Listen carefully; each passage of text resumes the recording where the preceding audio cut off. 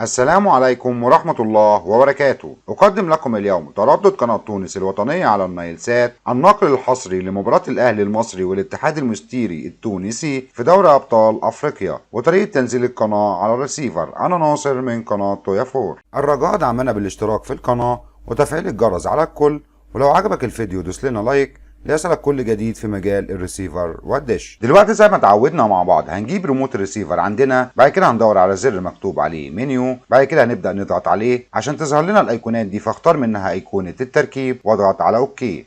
بعد كده قائمه الترددات، وبرضك هضغط على اوكي من ريموت الريسيفر عشان تظهر لي القائمه دي. هنبدا نتاكد في الاول ان القمر اللي احنا عليه نايل سات ولا لا، فهتلاقي زر مكتوب عليه سات في ريموت الريسيفر. بعد الضغط عليه هتظهر لك قائمه الاقمار عندك، هتختار منها قمر النايل سات، بعد كده هتضغط على اوكي، وبكده انت بقيت على ترددات النايل سات. بعد كده تبدا تبص لتحت، هتلاقي في 4 الوانات نفس الالوانات اللي عندك في ريموت الريسيفر. احنا اللي يهمنا فيهم هي كلمه اضافه وبحث. زي ما انتم شايفين كلمه اضافه عندي هنا باللون الاحمر، فنبدا من ريموت الريسيفر نضغط على اللون الاحمر عشان تظهر لي القائمه دي فيها التردد ومعدل الترميز والاستقطاب.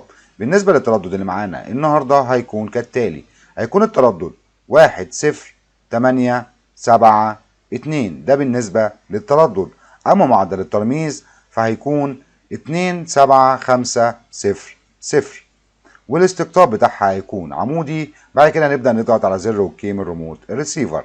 لو قال لك المرسل موجود مفيش أي مشكلة، معنى كده إن التردد موجود عندك، فأنت كل اللي هتعمله هتضغط على اوكي مرة تانية عشان يديك علامة الصح دي. بعد كده هتتأكد من إشارة التردد عندك هل هي جيدة ولا لأ. بعد كده زي ما اتفقنا مع بعض، زي ما انتم شايفين كلمه بحث عندي باللون الازرق، يبقى انا على طول من ريموت الريسيفر هضغط على اللون الازرق عشان تظهر لي القائمه دي فيها باحث عن الشبكه ونوع القناه. البحث عن الشبكه هنخليه اغلاق، ونوع القناه مجانيه. بعد كده هضغط على اوكي من ريموت الريسيفر.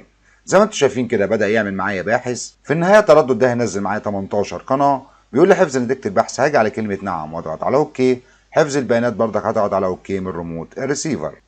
بعد كده هتبدأ تنزل تحت قناة واحد عندك عشان تشوف القنوات اللي نزلت معاك جديد. ولو القناة دي ما لقيتهاش تحت قناة واحد او دورت عليها وما لقيتهاش، يبقى من الاحسن ليك ان انت تعمل حذف للتردد من عندك وهتكتبه من جديد وتعمل باحث، هتلاقي القناة نزلت معاك تحت قناة واحد. زي ما انتم شايفين دي قناة تونس الوطنية واحد، وهتكون بجودة HD.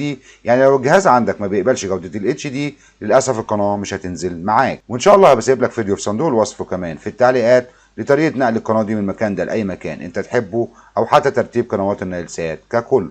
وفي النهاية أرجو أن ينال الفيديو إعجابكم، ولو قابلتكم أي مشكلة اكتب لي في التعليقات، وشكرا لكم.